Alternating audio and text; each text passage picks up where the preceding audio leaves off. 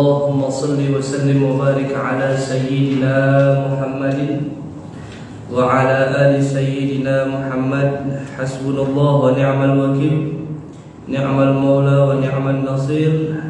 اللهم صل وسلم وبارك على سيدنا محمد كريم الآباء والأمهات.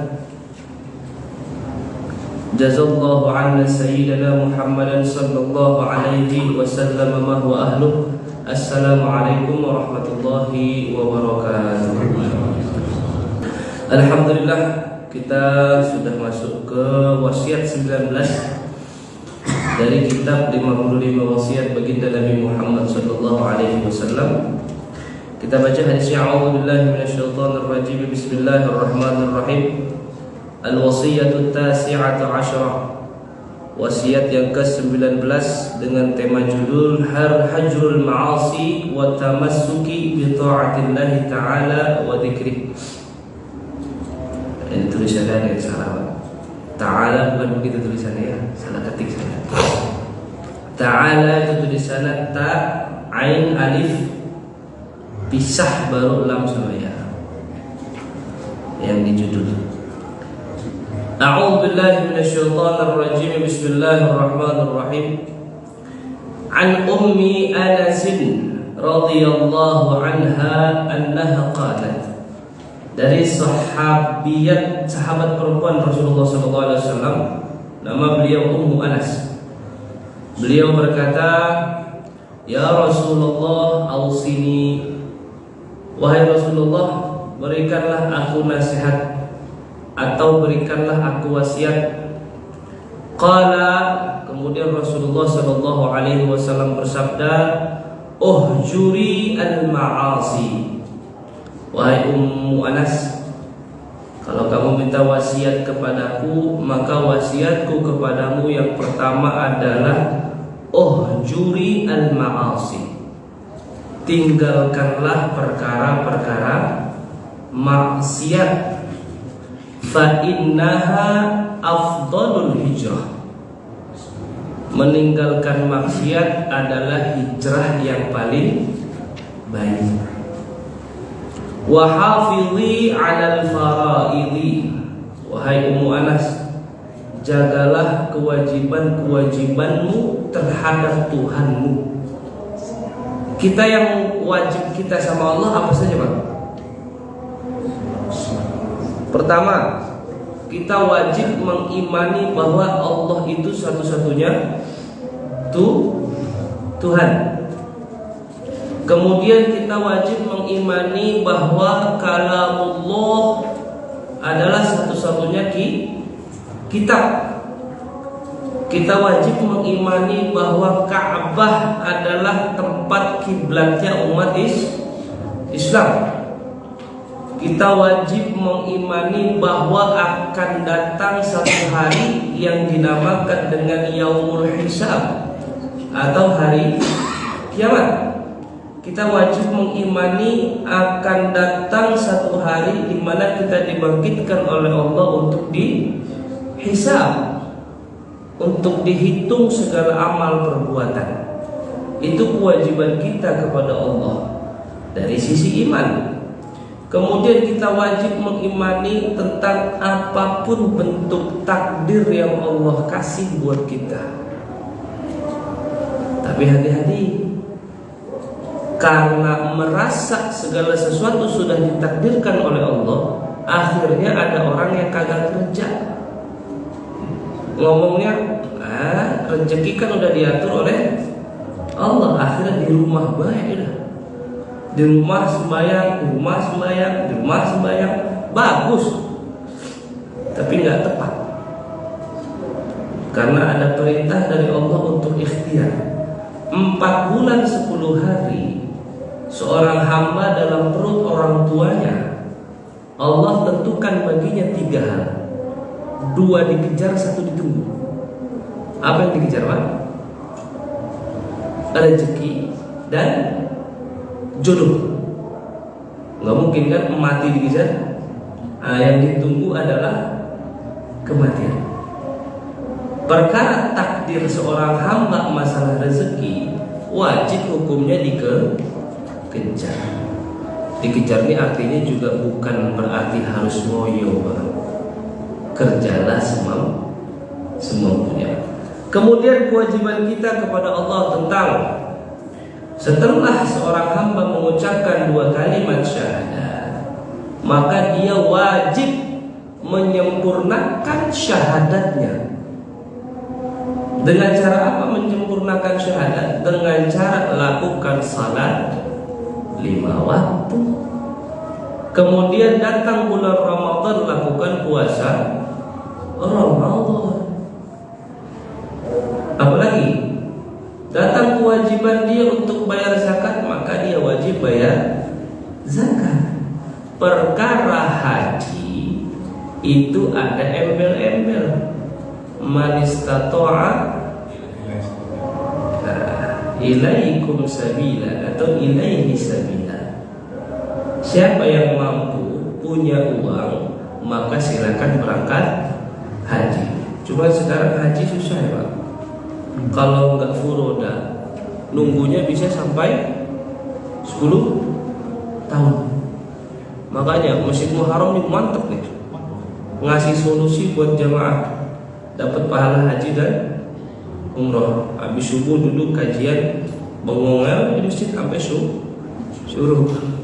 Nggak apa-apa. Besok-besok kalau salat subuh mau dapat pahala haji umroh, duduk di masjid, zikirnya udah sampai waktu suruh. Tuh dapat pahala haji dan umroh. Kemudian wa hafidhi 'ala al-fara'idhi fa innaha afdhalul hijrah, afdhalul jihad. Hijrah yang paling baik adalah meninggalkan maksiat. Jihad yang paling baik adalah menjaga yang wajib. Dua pertemuan yang sebelumnya saya sudah sempat bahas itu. Apa hukumnya orang Indonesia berangkat ke Palestina untuk perang atas nama jihad? Boleh atau tidak boleh? Boleh? Tidak boleh. Kewajiban jihad perang tidak jatuh kepada orang Indonesia. Kewajiban jihad perang jatuh kepada orang Palestina. Kita sebagai saudara muslim ngapain? Bantu, doa atau finansial saja. Tidak perlu kita berangkat ke Palestina untuk pegang senjata. Kecuali pemimpin muslim di dunia ini hanya satu yang dapat gelar dengan sebutan khalifah. Jika kita masih zaman kekhalifahan, khalifah meminta kita untuk jihad perang, kita wajib jihad perang. Sedangkan sekarang masih ada khalifah?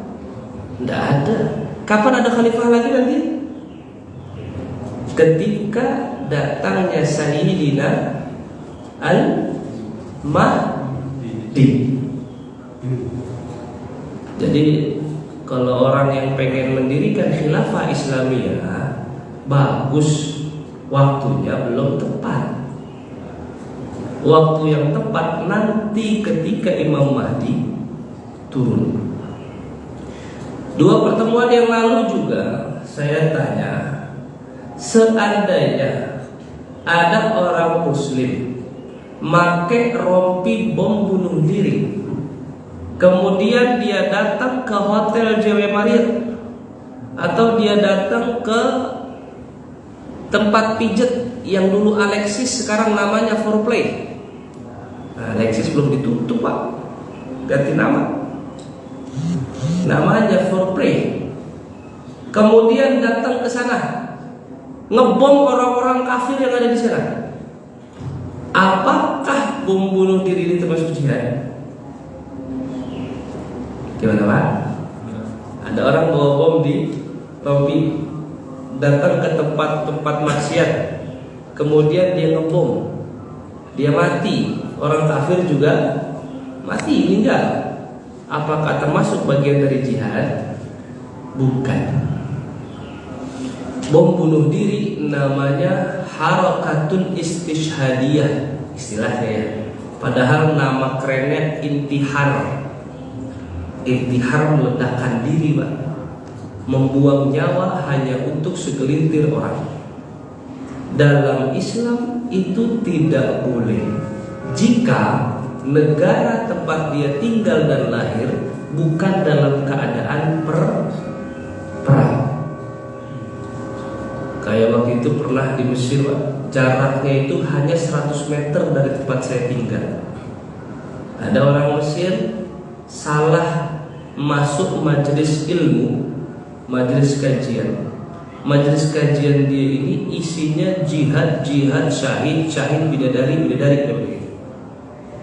Rata-rata orang yang bunuh diri tawarannya itu bidadari, ainun mardiyah, bahasanya ratunya bidadari. Kan agak lucu ya. Kajian kok isinya mengundang syahwat saja. Itu kan mancing syahwat. Kenapa? Urusan perempuan saja, bidadari perempuan, Pak. Padahal kajian itu banyak. Akhirnya nih orang Mesir termakan kajian tadi. Jihad, bom bunuh diri, orang kafir darahnya halal. Padahal kafir itu kafir zimmi. Apa kafir zimmi? Orang kafir yang wajib kita lindungi. Kita mayoritas muslim. Di negara yang mayoritas muslim, kafir terbagi dua. Ada kafir harbi, ada kafir zimmi. Kafir harbi orang kafir yang terang-terangan ngangkat senjata, nodongin senjatanya ke kepala umat Islam. Itu namanya kafir harbi. Wajib kita perang sama dia. Dengan catatan apa? Ini orang kafir angkat senjata, nodongin ke kepala kita, atau ngangkat pedang udah ngacungin ke kepala kita. Wajib kita membela diri. Tapi kalau ada orang kafir ngangkat senjata kagak, ngangkat pedang kagak, anteng-anteng aja dia dengan gayanya dia. Tiba-tiba kita bunuh dengan nama jihad. Itu bukan jihad. Yang ada namanya cari masalah. Sama Tuhan cari masalah, Pak. Berarti dia bom bunuh diri cari masalah. Bahkan ada syekh yang tetap, Pak. Orang bom bunuh diri sama saja kayak iblis. Kenapa? Target operasi program kerja iblis bikin orang kafir mati dalam keadaan kafir. Target iblis orang kafir mati dalam keadaan kafir. Orang muslim mati dalam keadaan kafir. Itu target si iblis. Orang bom bunuh diri yang dia bom ke orang kafir atau orang muslim? Orang kafir. Kemudian orang kafir itu mati dalam keadaan apa? Kafir. Terus apa bedanya bom bunuh diri sama iblis? Nabi diutus oleh Allah untuk memberitahu tentang Tuhan, memberitahu tentang Islam, supaya orang kafir tidak mati dalam keadaan kafir. Bahkan penduduk Taif yang malaikat udah gregetan banget sama mereka, penduduk Taif udah mau dibantai sama malaikat. Kata Nabi apa? La, tidak wahai malaikat, jangan kau hancurkan mereka, karena aku masih berharap lahirlah dari anak cucu keturunan mereka orang-orang yang beriman kepadaku. Bayangin, Nabi, malaikat udah pengen ngancurin penduduk Taif gara-gara nyambitin Nabi. Tapi dibunuh sama Nabi. Di sini tuh malaikat ngancurin orang Taif? Enggak. Nah kita sekarang, Nabi bukan ngobrol sama malaikat belum bisa, enteng banget bikin bom ngebom orang kafir. Itu ibu-ibu yang masak buat suami, bikin teh buat suami, nyuci baju, nyetrika, beresin rumah, nyuci piring, ngurus anak, itu juga jihad. Suami keluar rumah cari uang, pontang-panting, banting tulang dari subuh sampai menjelang subuh buat nafkah keluarga, itu juga jihad. hadir dari rumah maksain geser perut dari kasur menuju Masjid Muharram buat ngaji, itu juga jihad. Ustadz Hamdi ngurus masjid juga jihad. Laki-laki jomblo nyari istri yang solehah susah payah, sholat istikharah, hajat, meleleh-leleh air mata, itu juga jihad. Jihad banyak, tidak mesti bentuknya perang, tidak mesti bentuknya melawan pemerintah sah. Ini yang penting. Pernah dengar di TikTok rame hayya 'alal jihad? Itu beliau yang ngomong hayya 'alal jihad persis kayak orang yang ngomong hayya 'alal jihad di Mesir, yang bikin Mesir sampai detik ini hancur lebur. Warganya termakan dengan senior politik yang teriak-teriak hayya 'alal jihad. Apa yang mau dijihadin di Indonesia? Mesir sekarang warganya nyesel, Libya nyesel, Suriah nyesel, gara-gara termakan isu hoax dengan kalimat hayya 'alal jihad. Orang Mesir Pak dulu waktu demo bahasnya keren, turunkan presiden. Sama nggak sama Indonesia? Sama Pak. Untung aja kita masih aman. Mesir, asy-sya'ab yurid isqatun nizam, slogannya. Masyarakat pengen undang-undang negara Republik Mesir diganti, presidennya diturunkan. Apa yang terjadi sekarang? Hancur lebur Mesir. Saya ketemu sama salah satu orang Mesir yang dulu maksa amat pengen presiden turun, Husni Mubarak turun.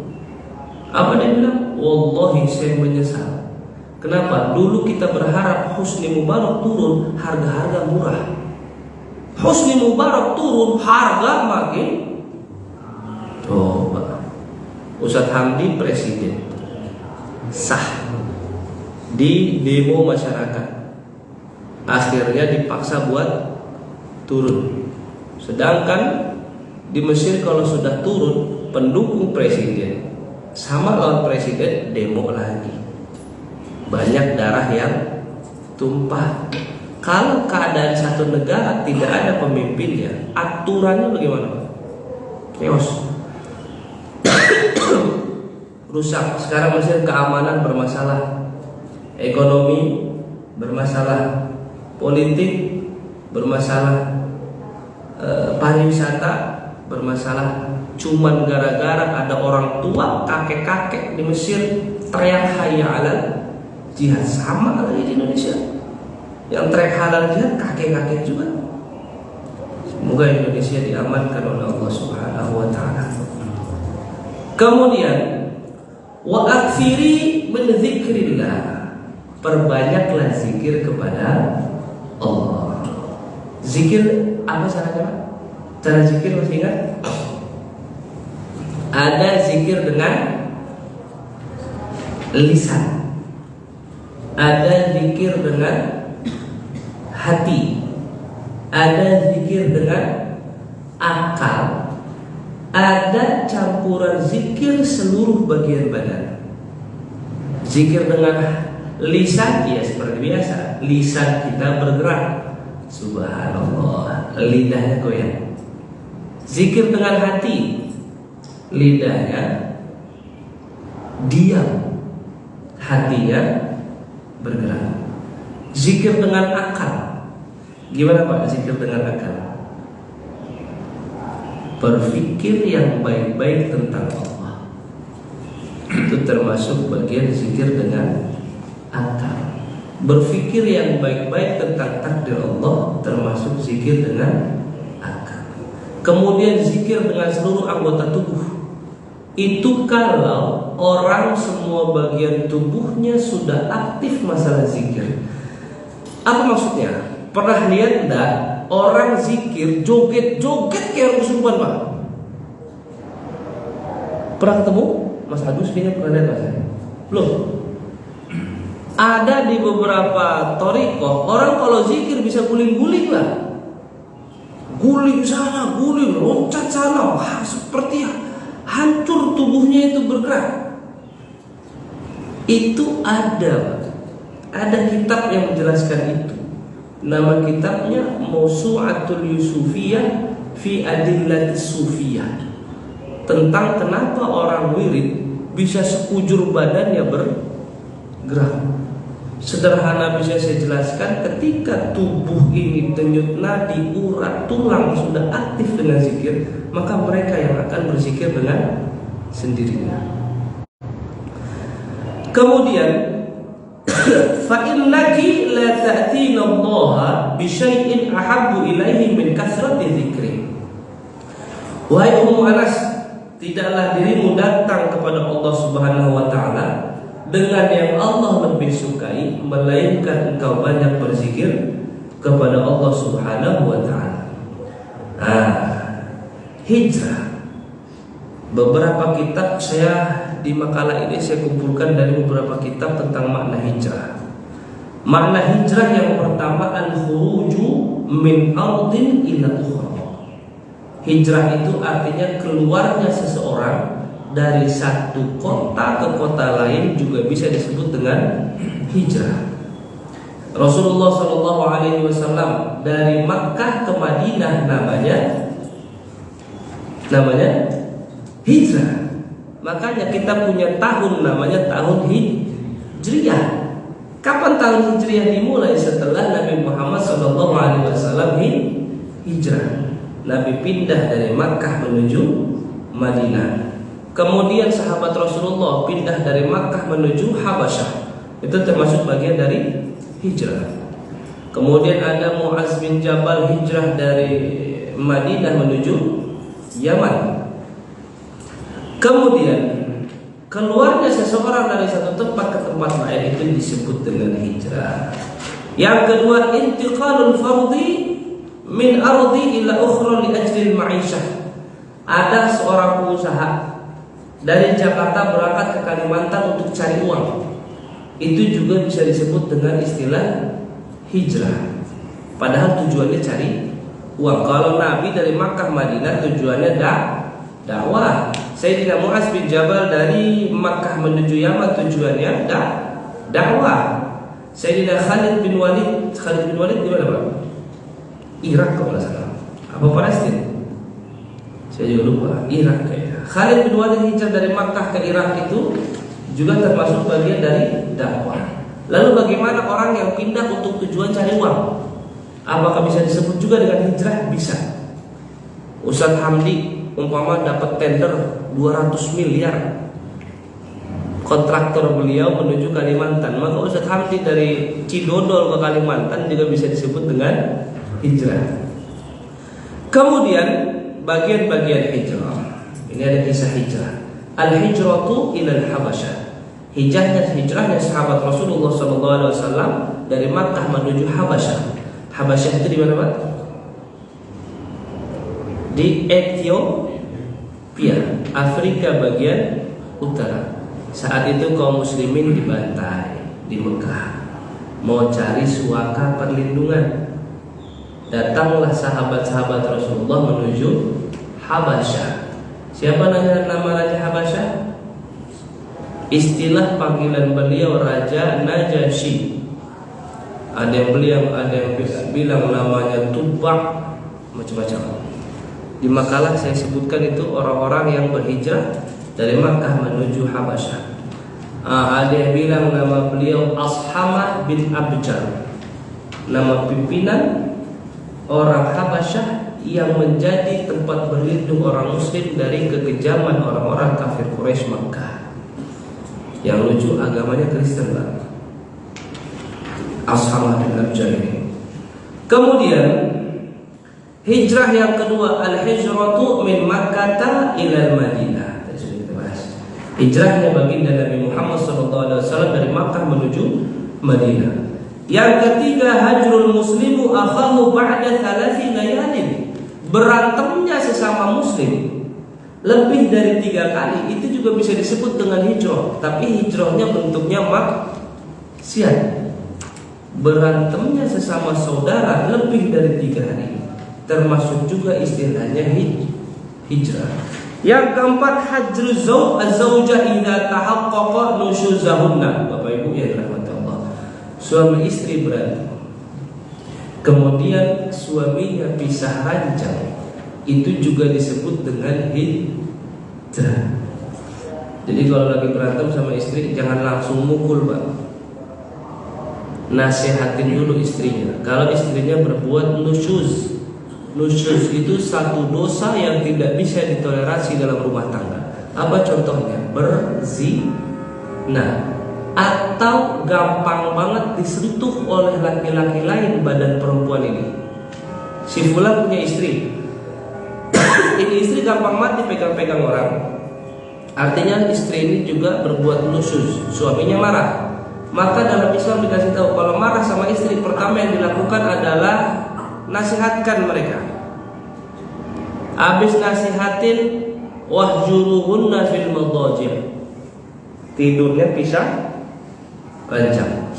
Nanti ada momen suami boleh pukul istri, dengan catatan nasihatin sudah, pisah ranjang sudah, dimediasi oleh dua keluarga juga sudah.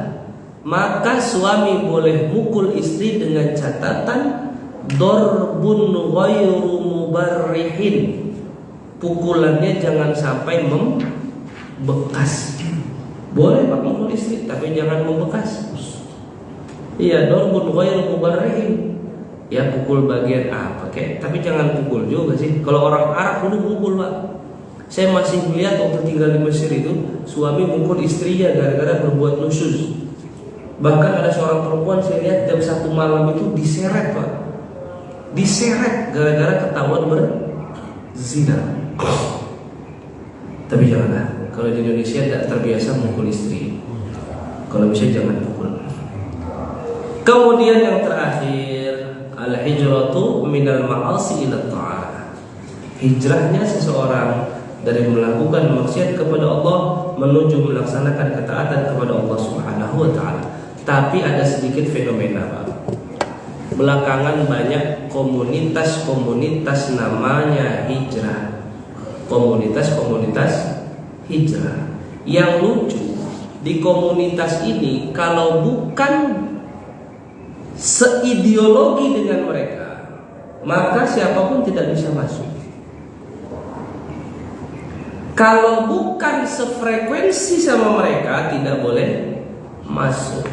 Contoh, di komunitas ini menganut mazhab salaf, maka yang non salaf nggak bisa masuk, nggak bisa bergabung sama mereka. Di komunitas ini anti maulid, maka orang yang suka maulid nggak bisa masuk. Di komunitas ini celananya cingkrang, maka yang celana-celana panjang nggak cingkrang nggak bisa masuk. Di komunitas ini jenggotnya panjang-panjang, Pak, maka yang nggak punya jenggot, Ustaz Hamid nggak bisa masuk, Ustaz, karena jenggotnya belum panjang. Itu komunitas yang tidak bagus. Karena hijrah yang baik adalah pindahnya dari satu maksiat dari kemaksiatan menuju kebaikan. Tapi ketika niat geser dari maksiat tapi bikin maksiat baru, itu namanya bukan hijrah. Hati-hati, banyak remaja-remaja sekarang salah masuk komunitas hijrah. Akhirnya bahasa yang digunakan gampang sekali merendahkan orang lain.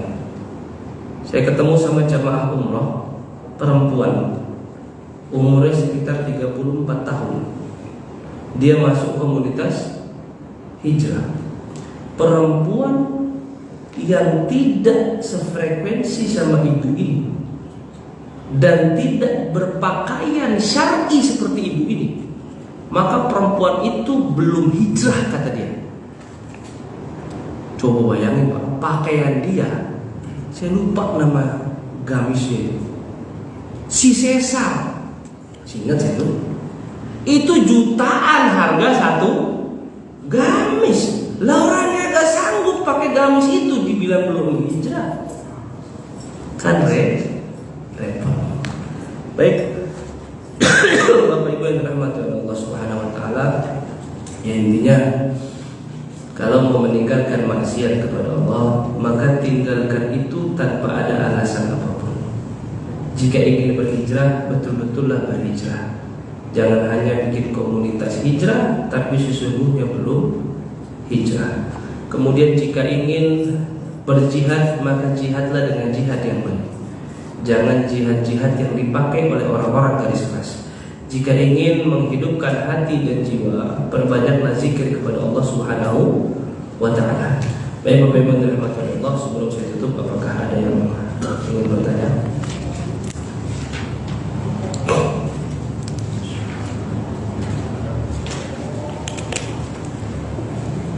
Ada ya?